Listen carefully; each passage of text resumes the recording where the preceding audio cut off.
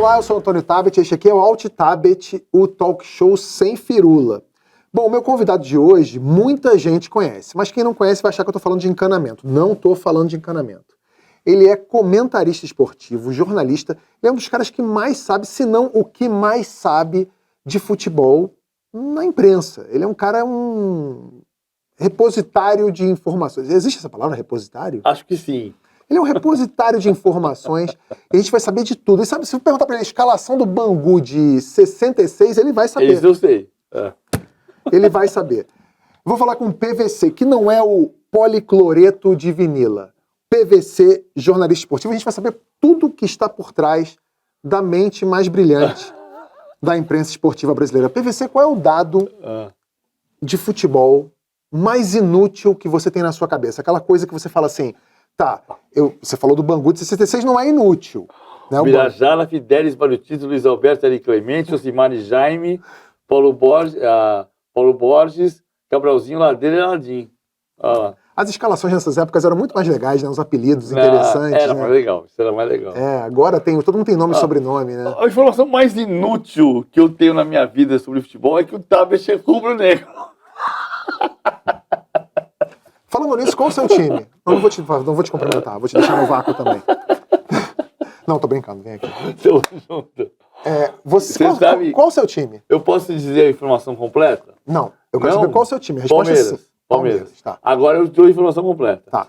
Eu não digo meu time nunca, a não ser quando é relevante. Ou seja, toda vez que alguém me pergunta. Neste caso, no ar ou fora do ar, eu dou a informação certa, sempre dei. No ar, uma vez o Supla me perguntou em 2003, no ar na ESPN, time você torce? Eu falei Palmeiras. Mas se não me perguntam, se eu tô falando de Corinthians e São Paulo, eu vou falar que eu torço para um time, por quê? Então não faz sentido. E eu prezo pelo jornalismo profissional. Cara, tá tão difícil isso hoje em dia. A gente vai falar disso mais pra frente, mas antes eu quero saber de você o seguinte. Você é um cara que é conhecido... Não é inútil saber que o Tabet é rubro-negro. Desculpa. Você tá com culpa, né? Você tá eu tô com culpinha agora. Tá, com culpa. Tudo bem. Tem razão.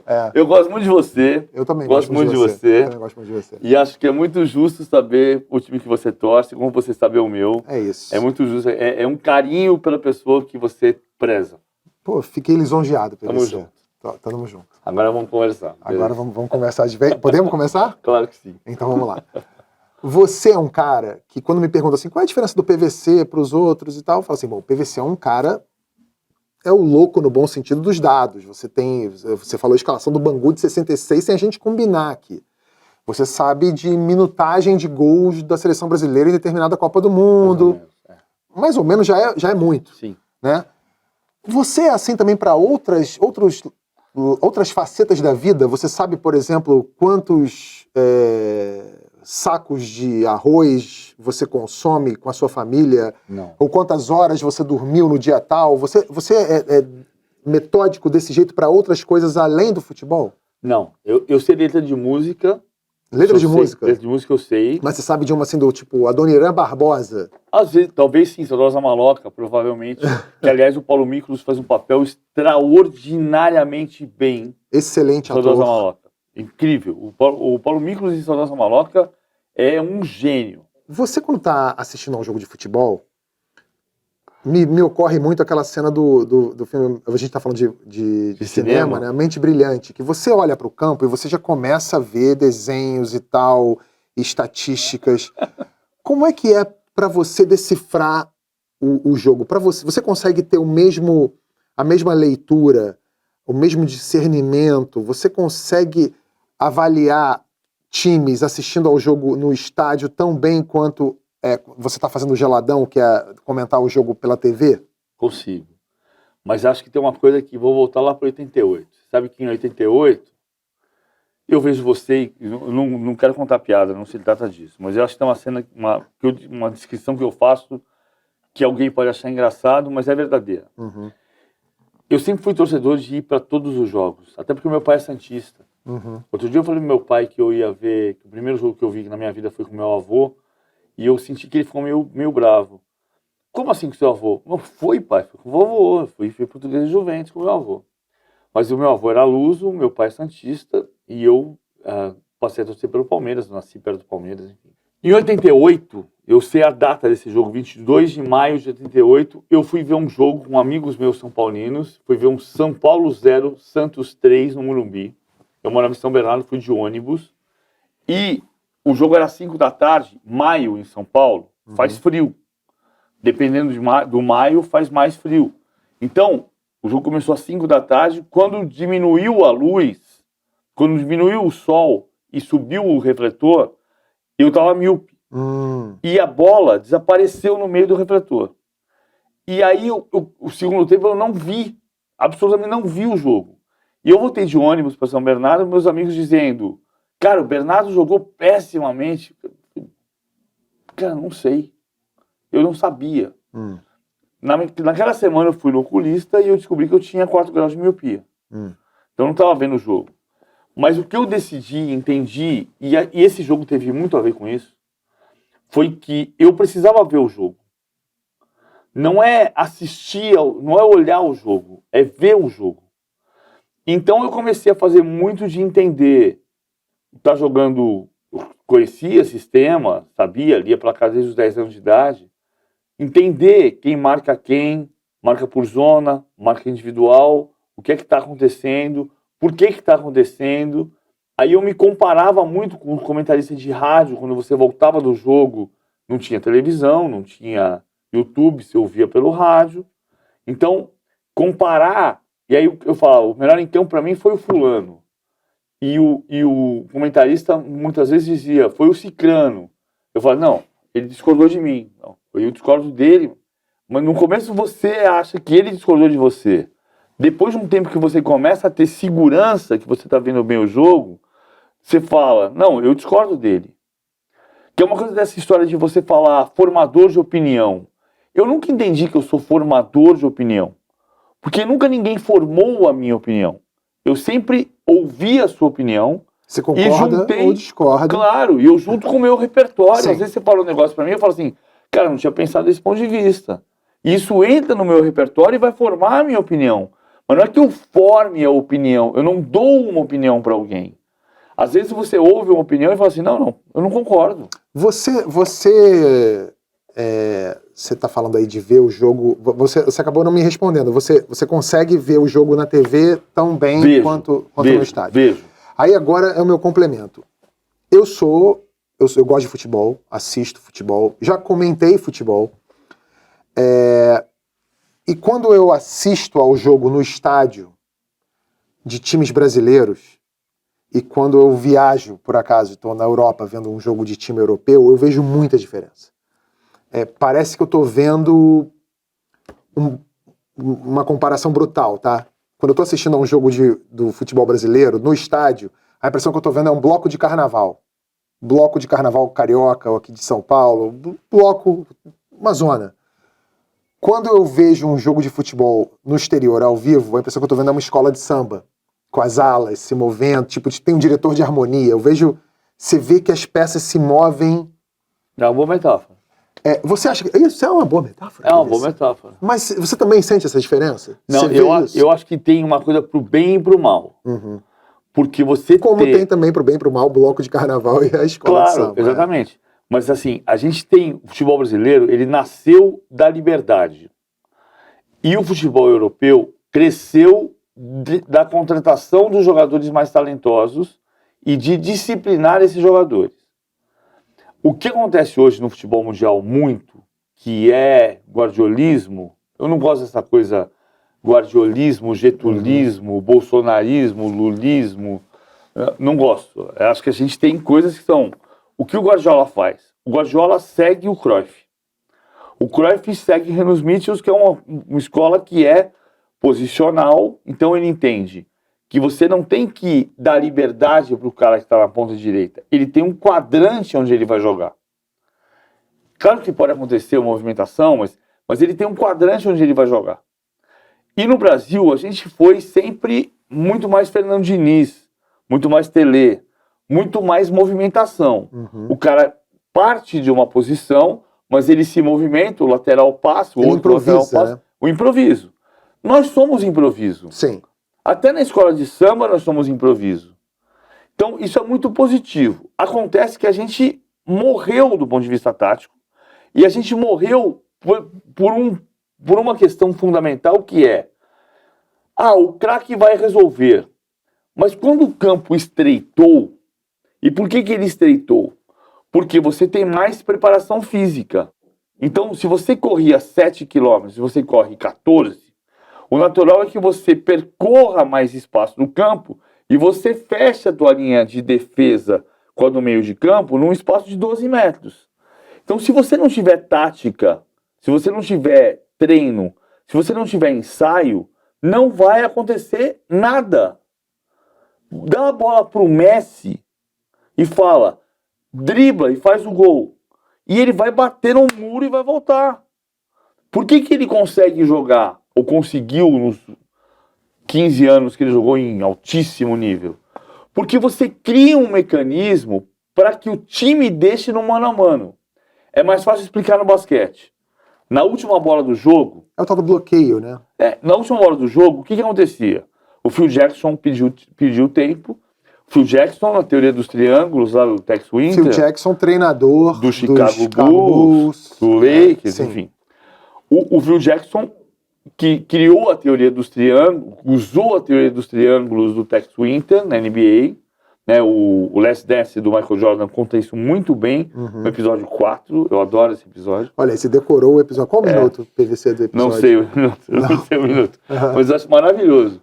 Não era o Phil Jackson, era o Tex Winter, que era o assistente dele. E ele chamou o Michael Jordan e disse, olha, você vai pontuar menos, mas você vai ser mais importante para o time. Mas na última bola do jogo, o que ele fazia? Ele parava o tempo, parava o jogo num tempo, que no futebol não tem, chamava e dizia, desenhava a jogada e fazia o time trazer tudo para cá, para inverter, para deixar o Jordan no 1 contra 1. E no 1 contra 1 ele ia decidir. Sim. O que é o Guardiola? É a mesma coisa. Você varia o jogo, pressão, para ter a bola. Aí você trabalha com amplitude do campo, porque se o adversário defende em 12 metros, eu amplio o campo em 68, de largura. Eu vejo o Diniz às vezes fazendo isso também. O Diniz às vezes ele concentra o jogo. Você vê o time do Fluminense às vezes vai todo para um lado, a bola fica ali naquele 1-2 ali, daqui a pouco inverte, aí tem um cara ali sozinho. Aí tem 1 contra 1. É. Porque se você botar o maior talento no 1 contra 1, ele vai ganhar. Mas se você puser o maior talento no 1 contra 3, Sim. ele vai tomar o topo. Sim. PVC, você, além de comentarista, você é consumidor de futebol. Muito. Para você, quem é o melhor comentarista esportivo do Brasil? Eu acho que o melhor comentarista que eu vi foi o Mário Sérgio. Mário Sérgio. Porque o Mário Sérgio, sabe que eu tenho um orgulho desgraçado numa coisa, o Mário Sérgio uma vez ficou bravo comigo e falou na Arena Sport TV, que tinha o cara, tipo, ele falou uma coisa meio ruim de mim. Não lembro o que foi, porque foi meio... Ele não falou especificamente de mim. Sim, né? Ele falou de um tipo de comentarista que você representava. Exatamente. Mais técnico, mais de dados, etc. Mas o Mário Sérgio, outro dia eu falei, acho que umas 2 vezes em transmissões recentes da Paramount, eu falei, como dizia o Mário Sérgio, tá deixando gostar do jogo. O Mário era o cara que, quando ele dizia tá deixando gostar do jogo, se olhava pro jogo, mudou. Sabe, tô jogando Cruzeiro e Portuguesa, que é o jogo que eu lembro dele comentar. 89. E aí o Cruzeiro tá mandando no jogo. De repente ele falou, o Cruzeiro tá deixando a Portuguesa gostar do jogo. Quando você olha, a Portuguesa tá mandando, tá bola na trave, bola não sei o que. E o Mário, a gente fez orgulho desgraçado disso. Em 2016, a gente fez os 2 São Paulo e Atlético Nacional de Medellín. Cara, eu fui pra Medellín com o Mário Sérgio 6 meses antes dele morrer em Medellín. No acidente com o avião da Chapecoense. Né? E a gente foi pra Chapecó, mas antes a gente fez São Paulo e Atlético Nacional no Morumbi e nós fomos jantar no Paris 6, que eu não sou frequentador. Mas não? a gente foi, não sou. Você nunca comeu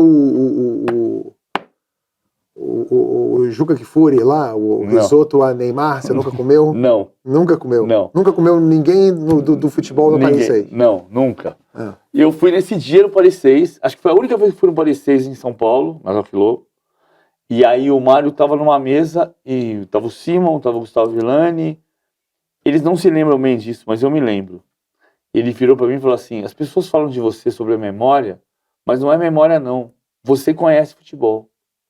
Cara, isso é um orgulho desgraçado, porque é de quem é falar que eu tô falando sobre o jogo e eu tô entendendo o jogo, o que é claro que não é toda vez que você vai ver qualquer grande comentarista, o Roger, o Caio, o Casagrande, Mauro César, eu. Você vai ter um momento que você não viu o jogo direito. E comentarista em atividade? Em atividade. Eu acho o Roger bom. Acho o Roger bom comentarista. Acho que o Roger muitas vezes passa uma impressão um pouco arrogante, mas o Roger vê o jogo bem.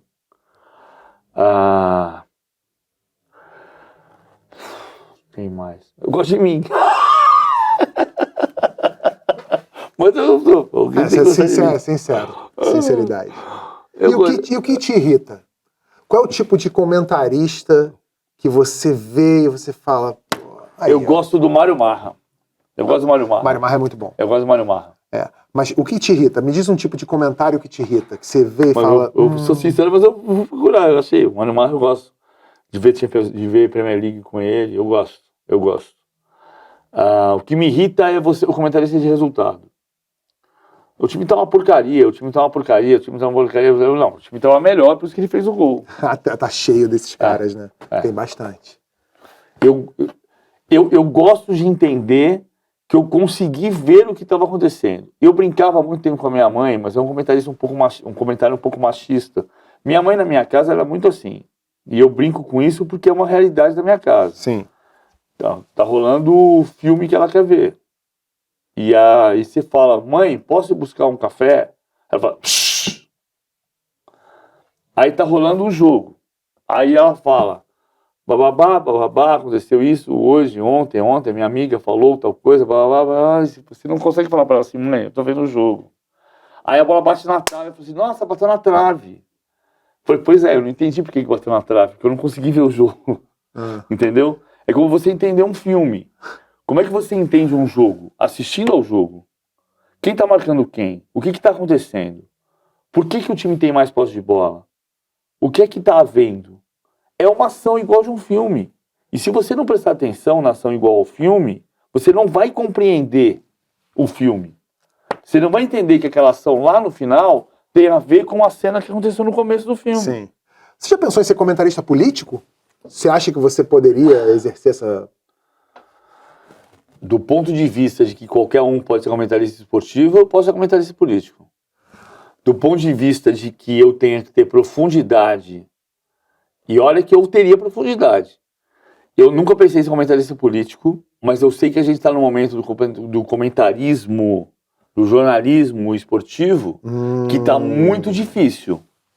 Isso, né? É bom, hein, PVC? E assim, se todo mundo pode ser comentarista esportivo, eu também posso ser comentarista político. Porque eu tenho profundidade para falar sobre isso.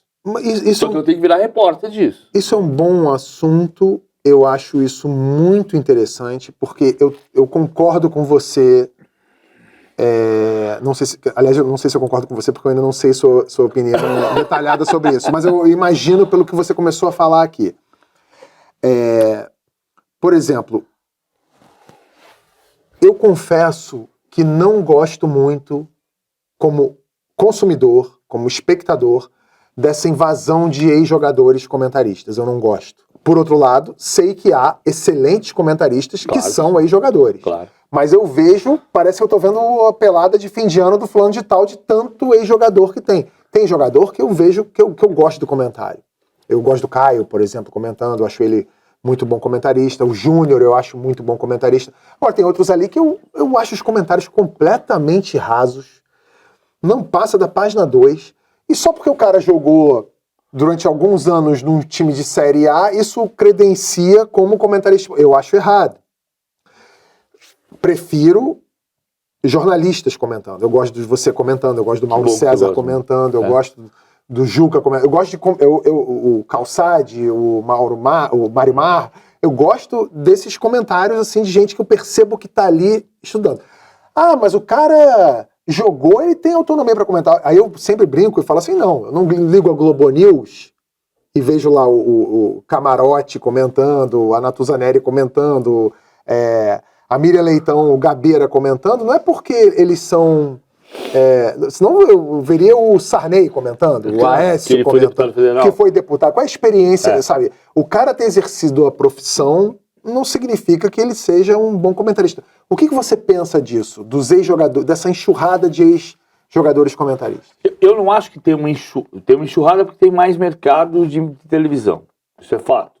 E isso ameaça... Mas esse mercado poderia ser preenchido por jornalistas. Poderia, mas vamos voltar aqui, Copa de 90. Copa de 90 tem 34 anos. Uhum. O apito final, que era o programa da Bandeirantes, tinha o Luciano do Vale, o Mário Sérgio, o Juarez Soares, o Rivelino, o Gerson. Em 94 tinha o Tostão. Então, se você pegar a mesa de 90, Copa de 90, que não tinha o Tostão, tô falando aqui de memória, mas assim, tinha Luciano do Vale, Juarez Soares, que era o único jornalista, e aí você tinha Mário Sérgio, Gerson, Rivelino. Então você tinha mais ex-jogador do que jornalista. Com um atenuante que o Gerson era um cara que já vinha na comunicação há bastante tempo. Mas era ex-jogador. O Roger vem há muito tempo. O Caio vem há muito tempo na comunicação. O Júnior também. Não, tudo certo. Sim, foi o que eu disse. Há ex-jogadores que são muito bons comentaristas. Eu tô falando que hoje em dia eu vejo muitos ex-jogadores que não são bons. Não, eu também vejo muito... Olha aí, você vai dizer que tem muito jornalista que não é bom comentarista. Também tem. Tem também. Também tem. Tem muita mulher boa comentarista, tem muita mulher que não é boa comentarista. Tem muito homem bom comentarista, jornalista, e muito homem mau comentarista, jornalista. E por que você acha que isso aconteceu, PVC? Porque a gente abriu... Com a TV a cabo, o que aconteceu? Abriu um mercado de trabalho maior. Uhum. E os jogadores hoje são mais cultos do que eram 40 anos atrás. Então, se você pegasse um jogador recém-aposentado em 85, talvez ele não conseguisse se adaptar para a comunicação. Mas não é uma absoluta verdade, porque o Leônidas foi comentarista. Uhum. Né? O Leônidas da Silva foi comentarista da Jovem Pan por muitos anos. Isso não é pecado. O que eu acho que é o maior problema hoje é que a gente não tem editor. Não tem um editor que vire para mim e diga assim, PVC, para de falar percepção, porra. Entendeu? Uhum. Ou que diga, toma cuidado, porque você está se abraçando com a fonte. Hoje, Flamengo e Amazonas, eu conversei com o Adilson Batista. Eu não vou fazer o jogo. Mas eu liguei para ele, conversei com ele, ele me contou um pouco do time. Aí eu falei com uma pessoa que vai trabalhar nesse jogo, falou, o Paulo Nunes apurou a mesma coisa. Mas é capaz, e eu adoro o Paulo Nunes, uhum.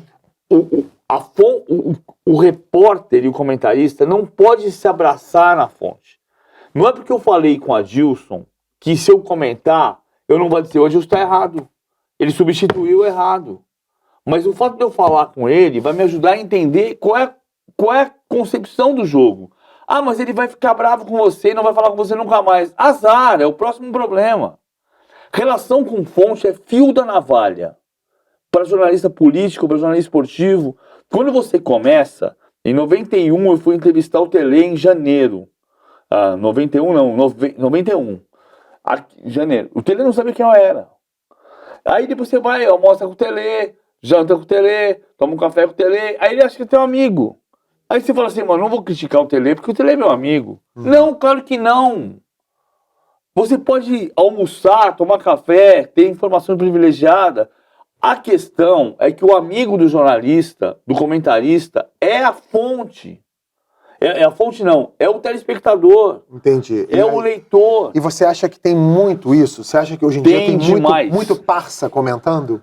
Não, tem muito parça comentando, mas também tem repórter comentando que se abraça na fonte e não percebe que está virando advogado da fonte. Não, mas isso dá para perceber, PVC. Eu acho que no ar dá para perceber. Você começa a ver gente passando pano para atitudes, comportamentos, erros. Você sabe, vê assim, isso. Eu acho uma coisa, eu não gosto da expressão passando pano, como eu não gostava da expressão em cima do muro. Porque tem uma coisa, eu concordo com o que você está dizendo, e eu estou falando uma coisa parecida, mas ao mesmo tempo, alguém pode me acusar de passar pano quando eu falo assim, pô, o Gabigol cometeu um vacilo absurdo de cortar a camisa do Corinthians. Mas ele estava na sala da casa dele. O escroto foi o cara que fotografou.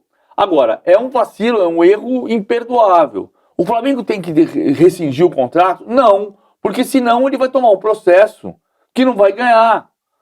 Ah, e o Gabigol tem que ser mandado embora do Flamengo, ou tem que abandonar em junho, manda ele embora? Não sei como vai ser a reação no Maracanã. Ele chegou em Manaus e os caras abraçaram ele. É. Eu acho que Maracanã vai ser diferente. Entendeu o que eu contei aqui? Numa frase, um monte de variáveis da mesma história, Sim. com um pouco da cultura que eu tenho e um pouco da informação que eu apuro. Aí o cara vira e fala assim, pô, mas tá passando pano pro cara. Como tá passando pano pro cara? O papel do jornalista não é passar toda a informação. Aí você vai falar, mas tá passando pano pro cara? Não, pera um pouquinho. Não se trata de passar pano. Se você perguntar pra mim, ah, mas o Gabigol era um ídolo, bem feito. Bem feito pra você que tinha ele como ídolo. Quem mandou você ter ele como ídolo? Isso é passar pano? Claro que não. Mas eu dar toda a informação não é passar pano. E as pessoas falam, ó, tá passando pano pro cara. Mas A questão assim, eu acho que a gente tem que ter o maior respeito pela informação. A coisa mais moderna que existe neste mundo é a informação. Quer ver? Liga esse celular. Ligar o celular? Liga o celular. Eu não sei, isso aqui eu sou iPhone. Então, desculpa, você não tem informação.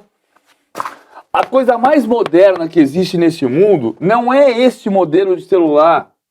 É a informação. Se você não tiver informação, você não vai ligar o celular mais moderno do mundo. Esse é o celular mais moderno do mundo? Não, não é. Então é esse aqui, liga aqui, ó.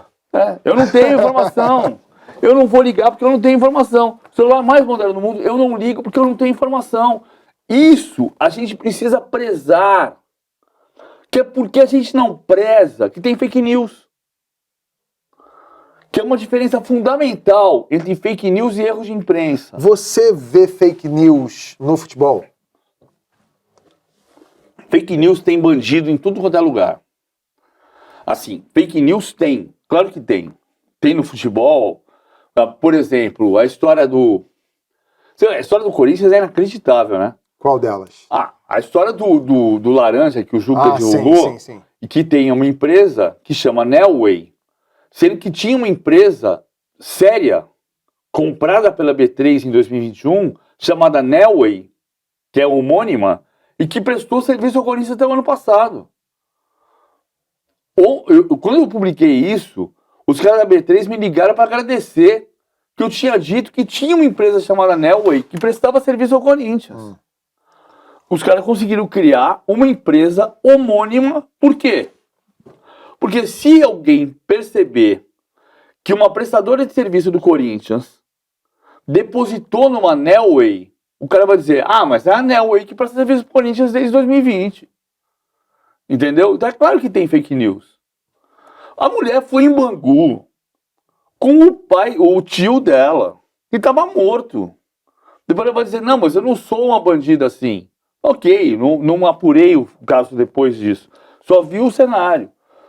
Cara, gente escrota tem no mundo inteiro. Isso você tá falando de gente escrota. Eu tô falando de fake news mesmo. Eu tô falando do cara, por exemplo, eu vou dar um exemplo que aconteceu comigo. Durante 3 anos eu fui vice-presidente de comunicação do Flamengo. Sim.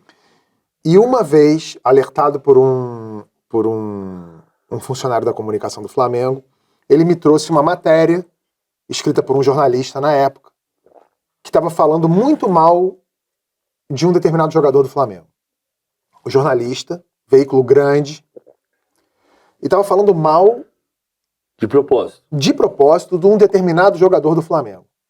E a informação que chegou na época é que esse jornalista recebia dinheiro do empresário do reserva desse jogador. Então ele tinha interesse que esse jogador fosse barrado para o reserva assumir o lugar dele. E aí, por conta disso, ele inventava coisas. Ele inventava que o jogador tinha chegado atrasado, inventava que o jogador estava fazendo corpo mole, ou que tinha sido indisciplinado, e nada disso tinha acontecido, e o pessoal do clube sabia que nada disso tinha acontecido. Então era uma notícia falsa. A gente pode dizer o nome do cara? De quem? Do jornalista? Do jornalista. Eu prefiro não dizer. Não, beleza. Mas assim, você entende que esse cara tem que ser preso? Claro. Porque é como você dizer o seguinte, eu vou dar um exemplo grosseiro para você. Minha mulher, Adriana, foi fazer um exame, uma colonoscopia, no Sírio-Libanês. Pô, um hospital do Brasil, provavelmente hoje. E ela disse que ela é bradicárdica, ou seja, ela tem um batimento baixo. Então ela tinha que tomar cuidado com os remédios que ela ia tomar.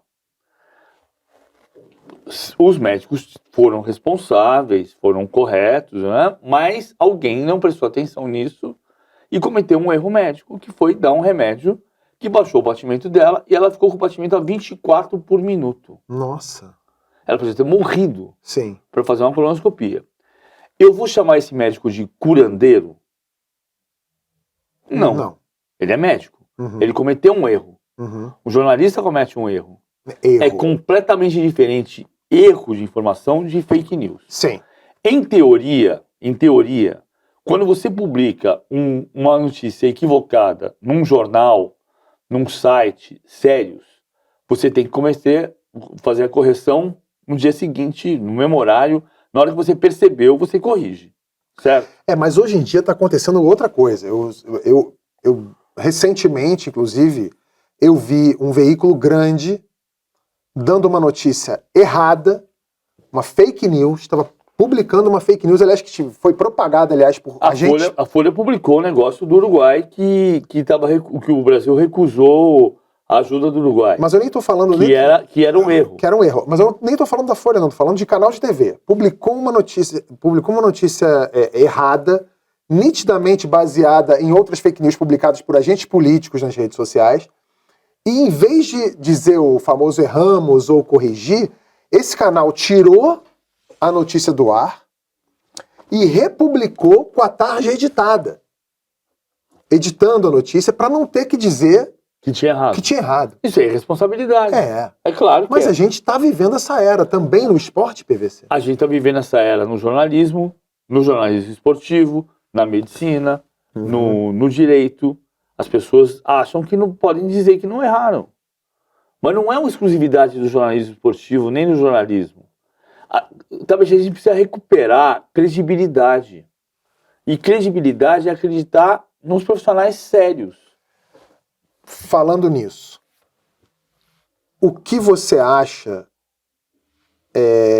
dessa entrada no teu mercado de comentaristas, narradores um pouco mais irreverentes ou que não tem necessariamente a escola de jornalismo que você tem, por exemplo, um Casimiro da vida, ou os comentaristas que estão lá na Cazé TV, e assim, só fazendo um disclaimer, eu adoro o Casimiro, assim, eu sou amigo do Casimiro, acho ele um talento, um carisma inacreditáveis, e óbvio que isso também não é obrigatório de se estender às pessoas que trabalham com ele. Tem gente que trabalha com ele que eu não acho bom, enfim. Mas, claro. Enfim, é um mercado novo. Isso também surgiu com Desimpedidos, um canal que eu criei, e a gente tem visto isso cada vez mais. Você acha que mudou muito o perfil da tua profissão? O jornalismo está em xeque? O jornalismo que você conheceu, que você aprendeu? Você conhece algum narrador mais irreverente do que o Silvio Luiz? Não. E o Silvio Luiz narrava em 77, que eu aprendi, ele narrava antes.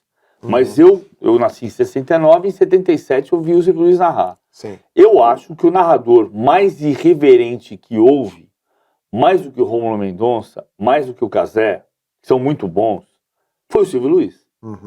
Né? Porque o Silvio Luiz narrava enquanto o Walter Labrão. Mas o Cazé não é narrador, né? Não, ele é. O Cazé hoje é uma mistura de empresário e comunicador. Sim, é um comunicador. Você sabe que eu odeio a palavra entretenimento. Odeia? Odeio, porque a palavra entretenimento é uma palavra que serve para acabar com a palavra jornalismo. Tipo, não, hoje é entretenimento. Mas o que te entretém? Ler um livro te entretém? Entendi. Ver um filme te entretém? Sim, claro. Ler o Jornal Nacional, se for uma coisa importante, relevante, te entretém? Entretém. Entretenimento é tudo. Pode ser tudo. Eu entendo. Andar no parque é entretenimento. Sim, é que essa palavra ela ganhou outro sentido para ser... Pra andar de mão dada com a irreverência. Não, né? Tudo bem, mas assim, é que a palavra tá errada. Tá. Então tem um erro de comunicação grosseiro. Sim. E se nós somos comunicadores, Então a gente tem que se comunicar direito. Mas né? o que a você me palavra tá diz? errada. O que você me diz dessa entrada desse entretenimento que você não gosta Não, no jornalismo eu não esportivo? gosto da palavra entretenimento. A palavra entretenimento. No jornalismo esportivo. Entretenimento no jornalismo, o Silvio Luiz fazia. Em 77. Cara, tem espaço pra tudo. Então, no fim das contas, você acha que não mudou tanto? Não, eu acho que mudou porque a gente teve uma ampliação de leque muito grande. Você tinha o quê? Nos anos, em 77, você tinha 4 canais de televisão, tinha 5 rádios. 5 jornais. Você não tinha esse espaço todo. Então agora você tem tudo que é gente. Claro, tudo que é tipo. tem muito mais coisa. Então, eu acho que você tem espaço para tudo. Mas a gente precisa ter espaço para o conhecimento. Conhecimento que é aquela coisa que eu adoro essa frase. A única coisa que quando você divide, aumenta. É conhecimento. Se a gente dividir um pedaço de pão, fica metade para você e metade para mim. Se a gente dividir o conhecimento que você tem com o conhecimento que eu tenho, vai ter mais 5 pessoas na sala e as 7 pessoas vão sair com mais conhecimento. Olha, inclusive você e eu. Se você desistir do jornalismo esportivo, você pode ser coach. Vai dar dinheiro? Mais que jornalismo esportivo? Se dá. Que jornalismo esportivo? Muito mais. Fica tranquilo. PVC, a gente está falando aqui das mídias. Eu vou ser feliz? Aí eu não sei. Eu não sei também, cara. É mais difícil. Eu não sei. Aí depende, são muitas variáveis, PVC. A gente está falando de mídias aqui e a gente foi atrás do que falam, do que querem saber a seu respeito nas redes sociais. Quem você torce? Não, isso já tem. Isso o pessoal parece que já sabe. Já sabe. Você já deixou muito claro. Eu falo a verdade. Minha profissão é falar a verdade, não é? Muito bem. Então, pois é. A gente foi no Twitter, o antigo Twitter, o novo X, e a gente foi atrás do que as pessoas querem saber. Será que o PVC, e a gente foi no Será que? Vamos mostrar aí? São Vox Populi, de 78 da TV Cultura. Exatamente. A gente tá inventando a roda. Ó. Será que o PVC consegue só comentar o jogo sem ficar falando tanto de números? Mas eu consigo isso várias vezes. É justo. É que o Céu Lopes não tá prestando atenção no jogo. Mala. Ele tá prestando atenção só nos números. Chato. Será que o PVC tem dado em casa? Não. Eu tenho jogos tipo Banco Imobiliário, com dados, que tem dado muitos dados em casa. Sim. Vamos para a próxima. Será que o comentarista esportivo Paulo Vinícius Coelho chega nas mulheres e fala: e aí, quer ver o cano do PVC? Não, porque eu tenho um bom gosto. Eu não faria uma dessa de mau horrível, gosto. É machista. É machista. E é de mau gosto. Mau gosto. E todo mundo sabe que se você não fosse um homem casado e tivesse de abordar uma mulher em qualquer situação, a primeira pergunta seria: qual o seu time? Não, a primeira pergunta, exatamente. A segunda seria: qual é o seu nome? Exatamente. A gente está vendo aqui... que isso é uma brincadeira. Claro, claro. O Twitter, o X, eu gosto de dizer que é o chorume da internet. A melhor frase sobre o Twitter que eu já ouvi foi do Léo Jaime, falando que no Twitter as pessoas te seguem pra te odiar bem de pertinho. O Léo Jaime fez a música da minha vida quando eu tinha 15 anos de idade. Qual foi? A Fórmula do Amor. A Fórmula do Amor. Porque eu sou o garoto tímido daquela música. Sim. Eu tenho o gesto exato, sei como devo andar, aprendi nos filmes pra um dia usar, o certo do ar cruel, de quem sabe o que quer, tenho tudo programado pra te impressionar. Ainda bem que você não é cantor, luz de fim de tarde, mas a música a música é do todinho. Leone. A música é do Leone, né? É Leone e Léo Jaime. Leone e Léo Jaime. Qual é a maior implicância? A gente viu aí as pessoas que criticam. Qual é a maior implicância que o público tem com você, PVC? Você sente eu acho isso? Que tem duas. Acho que tem uma justa, que já foi mais justa, e já trabalhei para isso. Que é? Que é a maneira como eu falo, né? Porque assim, eu tenho um problema eu não tenho uma dicção mais nobre de todas, né? Eu não sou Luciano do Vale. Mas eu falava 33 e eu não falo mais, né? Eu falo 33. Mas você treinou isso? Você fez fono durante muito tempo? Eu posso fazer mais fono e melhorar minha fono e tudo mais. Às vezes alguém quer me pegar no pé e fala, e às vezes você percebe que o cara fala de sacanagem, de maldade. Mas isso te afeta? Não, não me afeta, mas melhorou minha vida. Claro, você corrigiu, isso. Tudo certo. Corrigi, melhorei. Não é que eu corrigi, melhorei. E a outra é essa questão de você falar, tem gente que fala de números num tom pejorativo. Uhum. E eu não gosto de número, eu não gosto de matemática, cara. Eu gosto de informação. Eu gosto de informação. Tá, você tá falando que gosta de informação, que você é muito preciso, que você valoriza a ética jornalística, tudo, beleza. Mas você também lida com paixão, você lida com um negócio que você ama. Sim. Segundo Mauro César Pereira, a maior invenção do homem, o futebol, aquela coisa do apaixonado. Eu quero saber primeiro, a primeira pergunta eu acho que é fácil, vou emendar 2 perguntas aqui. A primeira eu acho que eu sei a resposta e é fácil para você. Se essa paixão te deixa ser influenciado na hora de comentar. E a segunda você ainda sofre? Você ainda se comove com o seu time do coração, com o Palmeiras? Quando você vê um jogo do Palmeiras, tá rolando um Palmeiras e São Paulo ali e você tá comentando esse jogo, você ali da cabine, você consegue vibrar um pouquinho ou não? Como é que é essa mistura de sentimentos ali, PVC? Eu tenho que comentar o jogo. Tá. Ponto. Sim. Às vezes eu posso fazer, dependendo da circunstância, eu posso fazer assim. Dá um soco na própria panturrilha. Assim. Eu fiz um gol do Gabigol contra o River Plate também. Uhum. Tá. E não era meu time que tava jogando. Sim. Mas é que ele era o maior time do mundo jogando. Você sabe que a maior sacanagem que fizeram na minha vida comigo foi o Neto que fez, né? E o Neto, já falei pra você, Neto, eu já falei pra você, então não tem problema nenhum dizer. O Neto tava atrás de mim em Corinthians e Chelsea. E eu tava torcendo pro Corinthians muito. Porque eu tava torcendo pro trabalho. E foi uma das maiores coberturas que eu fiz na minha vida, Corinthians e Chelsea. E todo mundo do Corinthians era muito generoso comigo. Tanto que a primeira entrevista depois do título, o Tite deu pra mim e pro André Plihal. O Tite tomando uma caipirinha. André Plihal, São Paulino. São Paulino. E o Neto foi no Bola da Vez com o Dan Stubach e com o André Plihal. E o Dan Stubach e o André Plihal disseram pra ele, quando ele falou que eu tava torcendo contra o Corinthians, os dois falaram, não, você tá enganado. Pode pegar o Bola da Vez. Ele falou, não, você tá enganado. Se não foi nessas palavras, foi isso que eles disseram. Porque eu tava muito envolvido com a cobertura. E o Neto passou 7 anos dizendo que eu tinha torcido contra o Corinthians, porque na bola do Moses, que o Cássio tirou para escanteio, ele tava atrás de mim e eu, segundo ele disse, e provavelmente falei, puta que pariu. E puta que pariu quer dizer o quê? Que eu queria que a bola entrasse? Ou não, falasse, foi uma grande defesa. Puta jogada! Que jogada espetacular! Que jogada sensacional! E ele dizer isso, eu podia ter apanhado em Itaquera, podia ter morrido em Itaquera, mas não. Eu vou em Itaquera, o maior orgulho que eu tenho na minha vida. Eu vou em Itaquera, vou no Maracanã, vou no Mineirão, vou na puta que pariu, e as pessoas sabem que eu amo futebol. As pessoas sabem que eu amo futebol. Que eu gosto do clube.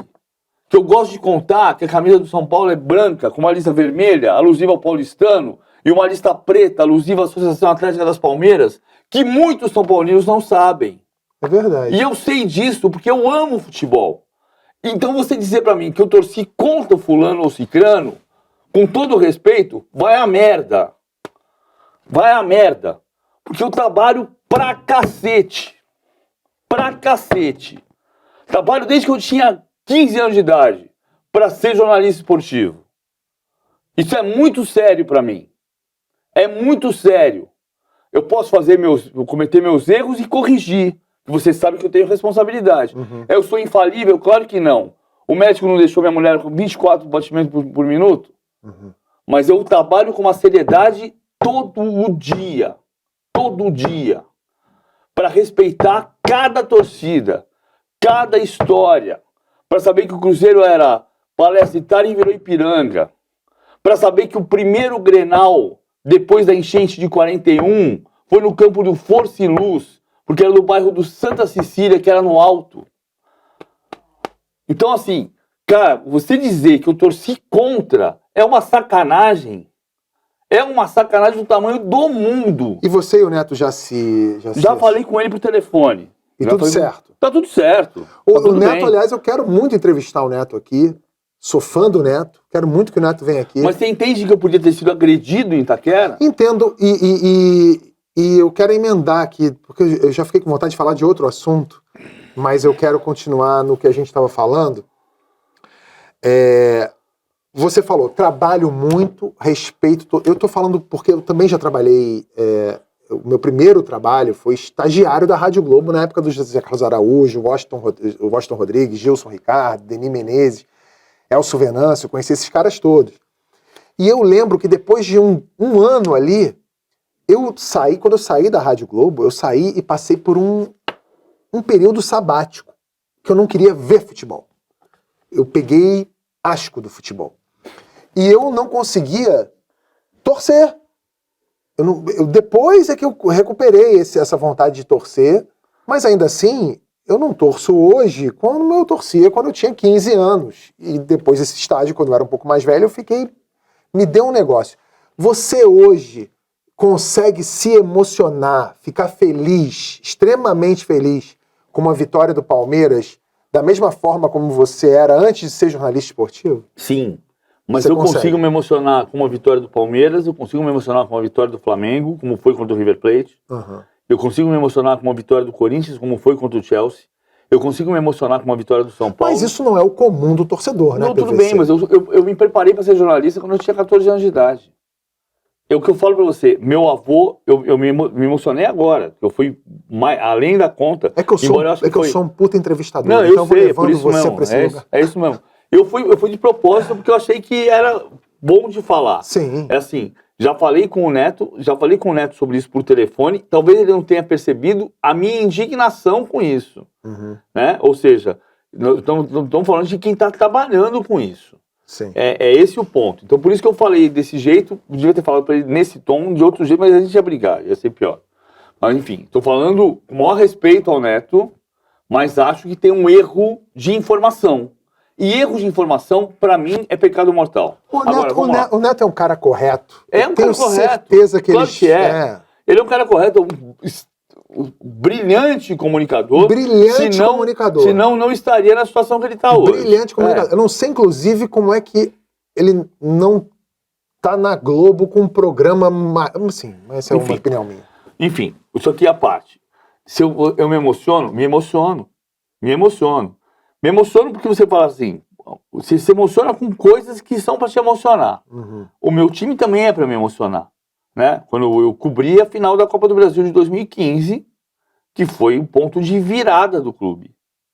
O ponto de virada do Palmeiras foi a Copa do Brasil de 2015. Uhum. Eu estava lá, eu comentei o jogo. Se você pegar a transmissão, você não vai ver nenhum ponto de extrapolação. Extrapolamento. Não é no mesmo. Você vai entender que tem um comentário justo sobre o jogo. E respeito pelo Santos. Agora, você torce. Mas eu também torço. Vocês sabem ter uma história que eu acho maravilhosa também dessas. Em 2008, a gente foi cobrir André Plihal de novo. Eu, Cledir Oliveira. A gente foi fazer o jogo do título do São Paulo contra o Goiás, lá na Cidade do Gama. Cidade do Gama é o lugar mais longe que eu fui na minha vida. O segundo lugar é Tóquio. Aí, eu gosto de Cidade do Gama. Deu perceber. Aí a gente voltou e a gente foi, o São Paulo campeão, a gente foi no Fogo de Chão em Brasília. A gente estava o Marco Maciel. E aí a gente ficou numa mesa lá no fundo. Marco Maciel, ex-vice-presidente do Brasil. República. E aí tinha uma mesa de São Paulinos aqui enorme, gigantesca. E a gente estava aqui tomando um chopp, comendo um negócio, final de noite. E aí os caras levantaram, os São Paulinos, e viraram para mim e começaram a cantar o hino do São Paulo. O São Paulo era campeão brasileiro. Pô, tricampeão brasileiro seguido.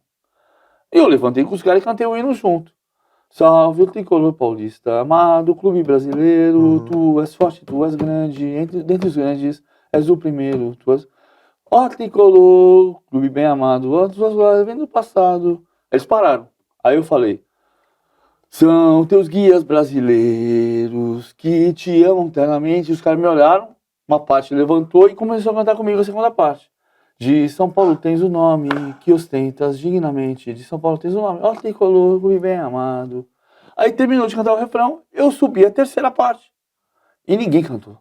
Só eu cantei no restaurante. Olha isso. Trazes glórias luminosas, do paulistano imortal, da floresta também trazes um brilho tradicional.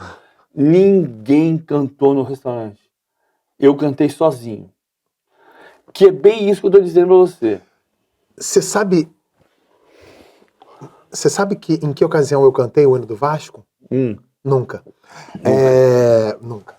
E eu posso ser crucificado por isso, igual o Gabigol que vestiu a Não, camisa do você não vai Corinthians. ser crucificado por isso. Imagina, todo mundo sabe que você é um apaixonado por futebol e que você sabe as origens dos clubes, os hinos, Eu os gosto jogadores. disso. É isso, é a tua minha parada. vida. É o que eu falo a vida inteira, assim. Eu falei pro Gilberto Marreco, ex-lateral do Flamengo, campeão de 96. Campeão invicto, carioca em 96. Gilberto, irmão do Nélio. Eu falei, Gilberto, diferente de você, o futebol é a minha vida. Claro que é diferente de você que Você não frequentou o consegue se vestiário. desligar do futebol. Não, eu não vou me desligar do futebol nunca. Nunca. Não, eu posso não conseguir mais trabalhar com futebol, eu posso ter dificuldade para ganhar dinheiro com futebol, mas o futebol é minha vida.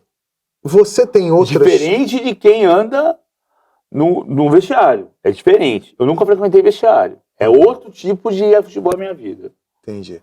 Eu ia perguntar se você tem outras paixões, mas você já falou aqui de cinema, música, você é um cara muito ligado nisso também. Eu né? sou mais Zezinho, uma nota, eu te digo, mas eu não sei tocar um instrumento. Eu também não, eu sou um frustrado por isso. Tigresa. Sempre quis aprender a tocar bateria. Como Nunca diria consegui. Caetano Veloso, como é bom poder tocar um instrumento em Tigresa. Né? Que é a última frase de Tigresa, não é? Você tem uma cabeça analítica invejável, eu quero saber como é que é isso na hora de tomar uma decisão. A gente tem um quadro aqui que é chamado Isso ou Aquilo. Outra coisa que eu odeio. O que você odeia? Tomada de decisão. Ótimo! Na minha sala, eu tenho uma tomada do computador, eu tenho uma tomada da luz. Mas eu não tenho nenhuma tomada de decisão. Ótimo. Eu apenas decido. Então você vai decidir aqui agora no quadro Isso ou Aquilo. Vamos lá, pro primeiro. Vamos lá. Você prefere Maria Gabriela. ficar preso no elevador com o Edmundo ou com o Felipe Melo? O Edmundo. Com O Edmundo é meu amigo, já falei isso pro cara grande lá naquela confusão lá de 2021 no Sport TV. O Edmundo, posso falar um pouquinho? Claro. Cara, o dia que teve a confusão no Casagrande, que eu falei, não tô chateado, não tô bravo, só tô triste, eu liguei pro Edmundo e falei, cara, o Casão falou que você tinha razão por causa daquela confusão lá de mal entendido de 2017. E eu tô ligando pra te falar que eu falei que você é meu amigo, então eu citei seu santo nome em vão. E o Edmundo virou pra mim e falou assim, você não citou meu santo nome em vão. Você é meu amigo. Então o Edmundo é meu amigo. E por que não o Felipe Melo? Não, porque o Edmundo é meu amigo. Ah, tá. O Felipe Melo você não... O Felipe Melo é uma pessoa que eu respeito profundamente. E o Casagrande? O Casagrande também respeito profundamente. Eu acho que aquele episódio não foi... Você se considera amigo dele? Não, eu sou conhecido dele. É que o Edmundo teve uma prova de amizade grande comigo. Eu acho que tem uma prova de amizade gigante. O Felipe Melo, a gente teve um problema lá de 2010 e resolvi no dia seguinte. Liguei pra ele, resolvemos. A segunda pergunta eu acho... Tudo eu tento resolver. A segunda aqui eu acho que é ridícula pra você. Palmeiras campeão ou Corinthians rebaixado? Eu não gosto... Eu não gosto de alegria com a infelicidade dos outros. Então, pra você, Palmeiras campeão. Palmeiras campeão. Independentemente. Sempre. Mas você, Mas é um pouco disso. Mas você vê isso muito hoje. Tem muito torcedor que é assim, né? Eu sou flamenguista, rubro-negro. Eu tenho amigos que são mais anti-Flamengo do que o próprio time deles. É impressionante. Eles reconhecem isso. Eles falam, me tenho mais prazer em ver uma derrocada do Flamengo do que ver meu time bem. Cara, é assim, eu aprendi, eu tive momentos diferentes como torcedor. E eu tenho uma coisa que eu sempre quis ser jornalista, desde os 14 anos de idade. Mas eu fui ver o Palmeiras ser campeão aos 23 anos. Porque no dia 18 de agosto de 76, quando o Palmeiras foi campeão contra o 15 de Piracicaba, eu não me lembro. Então eu fui campeão dia 12 de junho de 93, Palmeiras 4, Corinthians 0. Eu nunca torci contra os outros. Te juro. Nunca. Tem um dia que você tá torcendo mais pra uma... Mas eu nunca Nossa. torci pro cara ser rebaixado, pro cara quebrar a cara. Tem uma cena do Corinthians... Eu torci muito pra ver os meus rivais se ferrando. Muito. Você sabe que tem uma história de 2007 que eu morava na Rodiana, em São Paulo. Vou fazer o prolixo. Sabe que a Rodiana é que divide Pompeia de Perdizes. Lado direito é Perdizes, lado esquerdo é Pompeia. E a Adriana, eu morava lá lado de Perdizes. E a Adriana começou a ouvir um barulho na sala. E eu tava vendo um jogo sozinho, e estavam cantando no Pacaembu, Corinthians e Vasco, Corinthians 0, Vasco 1. Que foi o jogo do rebaixamento na prática, porque depois tinha ganhado o Grêmio. E ela viu o que estava acontecendo, eu estava cantando. Aqui tem um bando de louco por ti, Corinthians. Olha, nesse programa você já cantou o hino do São Paulo e agora grita de torcida do Corinthians. Mas eu posso cantar o hino do Palmeiras também. Não, vamos deixar pra lá. Então, o Palmeiras não tem Mundial? Não, o Palmeiras ganhou a Copa Rio jogando com Fábio, Salvador e Juvenal, Túlio Luiz Vila e Dema, Liminha, Ponce de Leão, Lima, Jair e Rodrigues. Tudo bem. A Copa Rio era um torneio muito importante que havia em 51, mas que se eu chegar em Turim para contar pro cara que ganhou a Copa Rio, o cara não sabe. Então não é Mundial. Mas a pergunta é simples. Sim ou não? Não ganhou. O Palmeiras não tem Mundial? Ganhou. Não tem. Não tem. E quem Mas é o campeão brasileiro de 87? É o Flamengo e o Sport. Se você me perguntar quem é o campeão, é o Flamengo. O campeão legítimo é o Flamengo. Acontece, então, se você um só é o Flamengo, tá? Tá. Como é que jogava o Flamengo em 87? Zé Carlos, Jorginho, Leandro, Edinho e Leonardo. Boa. Andrade, Ailton e Zico. Renato Gaúcho, Bebeto e Zinho. Isso, Justinho. Carlinhos, o técnico. Técnico Carlinhos. E o Flamengo ganhou no dia 13 de dezembro de 87. Eu estava jurando bandeira no ginásio do Baetão, em São Bernardo do Campo, e tinha um coronel que não parava de falar. Eu falava, pelo amor de Deus, coronel, eu tenho que ir para casa ver a final do Campeonato Brasileiro. Flamengo e Inter. Que era Flamengo Internacional.